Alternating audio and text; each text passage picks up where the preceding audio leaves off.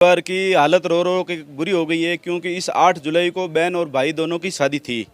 यहाँ मारवाड़ी में जिसे कहते हैं बरी भी ले रखी थी, कपड़े लत्ते गहने वगैरह सभी ले रखे थे। घर में शादी की तैयारियां चल रही थी। ये थी कि भाई नेमाराम आएगा और 8 तारीख को शादी होगी।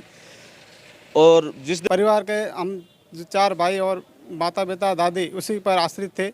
एक परिवार में एक वही कमाता था, बाकी हम सभी दिहाड़ी मजदूरी पर या घर पे थोड़ा बहुत काम भी करते थे, लेकिन कमाने वाला वही एक ही था। अब तो रो रो के उसकी माँ है, बाप है, वृद्ध है, दादी माँ है, बहुत गरीब स्थिति है सर। अच्छा, अब ये पूरा शादी का जो माहौल था एकदम शोक में बदल गया। कुछ दिन पहले ही पेमाराम शहीद हो गया था। जिस तरीके से खनन माफियाओं की ओर से उसे गाड़ी से कुचलने की कोशिश की गई थी और उसके बाद में उसकी मौत हो गई थी। उसके बाद से ही परिवार का रो रो कर बुरा हाल है, क्योंकि जिस परिवार में 8 तारीख को शादी होने वाली थी वहां पर एक 23 साल के बेटे की लाश आती है। सबसे पहले घर वालों से बातचीत करते हैं, क्योंकि लंबे समय से पिछले 3-4 दिन से लगातार परिवार के लोग, समाज के लोग सोशल मीडिया पर इस बात को लेकर कर रहे हैं कि शहीद का दर्जा दिया जाए। अच्छा, एक बात बताओ, क्या कुछ परिवार में तैयारी चल रही थी पहले और क्या कोई शादी वादी थी? क्या शादी थी साहब, 8 तारीख को शादी होने वाली थी बहन भाई की। अच्छा जी। और फिर क्या हुआ, कैसी फिर ये बच्चा वहाँ से ड्यूटी पे था बॉर्डर होमगार्ड में। डेली विजिट, मतलब अंशकालीन, मतलब जवान था बॉर्डर होमगार्ड में, परमानेंट नहीं था। तो वहाँ उनकी 2-2 महीना ड्यूटी लगाई जाती है। तो फिर उनको अभी छुट्टी आने वाला ही था, जितने में खनिज विभाग के साथ तैनात था। जो खनिज विभाग का ट्रक पकड़ा तो फिर उन्होंने उनके ड्राइवर ने, गाड़ी के ड्राइवर ने जो चोरी करके माल भर जा रहा था, उन्होंने गाड़ी पलटा करके इनको मार दिया। परिवार का कितना बुरा हाल हो रहा है? बहुत बुरा हाल है। रो रो के उसकी माँ है, बाप है, वृद्ध है, दादी माँ है, बहुत गरीब स्थिति है सर। अच्छा, अभी इतने दिन हो गए, क्या कुछ सहायता दी है सरकार ने, होमगार्ड ने, क्या सहायता दी है? अभी सब कोई नहीं दे। मंत्री साहब भी आए थे, कैलाश जी और अमीन साहब भी आए थे। आप लोग क्या चाहते हैं? हम सब चाहते हैं उसको थोड़ी बहुत मदद मिल जाए, शहीद का दर्जा मिल जाए और सहायता प्रदान की जाए, तब उनका थोड़ा आप क्या लगते हैं सर? मैं नेमाराम का बड़ा भाई लगता हूँ। अच्छा, क्या कुछ घर में तैयारी चल रही थी और उसके बाद में अब इतना सब कुछ हो गया, परिवार की क्या स्थिति है और आप लोग क्या चाहते हैं? कि 8 जुलाई को नेमाराम की शादी थी, तो हम पूरी उसकी शादी में तैयारियों में लगे हुए थे। देखो ये सूचना आने बाद हमें ये पूरा शादी का जो माहौल था एकदम शोक में बदल गया। परिवार का पूरा बागडोर भी उसके हाथ में थी, क्यों कमाने वाला भी था। परिवार के हम जो 4 भाई और माता पिता दादी उसी पर आश्रित थे।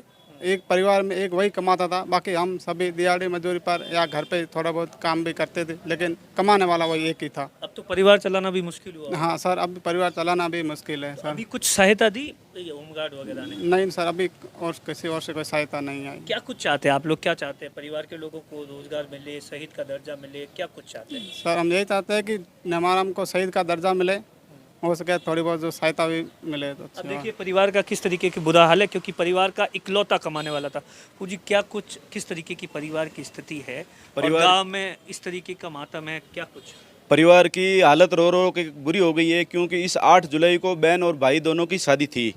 यहाँ मारवाड़ी में जिसे कहते हैं बरी भी ले रखी थी, कपड़े लत्ते गहने वगैरह सभी ले रखे थे। घर में शादी की तैयारियां चल रही थी। ये थी कि भाई नेमाराम आएगा और 8 तारीख को शादी होगी। और जिस दिन डेथ हुई उससे एक दिन पूर्व ही सूचना मिलती है कि खनन माफियाओं के द्वारा मतलब उसकी हत्या कर दी गई है। ये एक बहुत ही घिनौना कृत्य किया है। हम राजस्थान सरकार से और माननीय कलेक्टर साहब से मांग करते हैं कि ऐसा जिन्होंने कृत्य किया है उनको कड़ी से कड़ी सज़ा दी जाए। हमारे गांव के सपूत नेमाराम मेघवाल को शहीद का दर्जा दिया जाए और परिवार एकदम गरीब है, उस गरीब परिवार को 50 लाख का आर्थिक मुआवजा दिया जाए और परिवार के एक सदस्य को सरकारी नौकरी दी जाए। इस मांग को लेकर के हम अभी जिला कलेक्टर साहब के से नेमाराम के परिजनों के साथ मिले। हमारी यही मांग है कलेक्टर साहब से और राज्य सरकार से कि नेमाराम के परिवार को आर्थिक मदद दी जाए। किस तरीके से इस तरीके से खनन माफिया ने अपना जो बेटा था उसको कुचल के मार दिया, किस तरीके से देखते हैं? और उसके बाद में सरकार ने अभी तक भी परिवार को कोई राहत नहीं दी है। देखिए, बाड़मेर और जैसलमेर सीमावर्ती क्षेत्र है और यहाँ के जो बच्चे हैं वो सीमा के जवानों के प्रति कहीं उनकी अच्छी कहीं और भावना है। हम ये चाहते हैं कि नेमाराम को शहीद का दर्जा दिया जाए, जिससे होमगार्ड के अंदर और सेना के अंदर लोगों का मनोबल बढ़े, मनोबल कम नहीं हो और एक परिवार को जो है सरकारी नौकरी दी जाए, जिसमें इसकी बूढ़ी दादी है, इसके माता पिता है, इसके परिवार के लोग हैं, उनका भी कहीं ना पालन पोषण अच्छी तरह से हो। जिस घर के अंदर शहनाई बज रही थी, शादी होने वाली थी, और वहाँ जो है मातम है, तो आप देख सकते हैं कि उस परिवार के क्या हाल होंगे।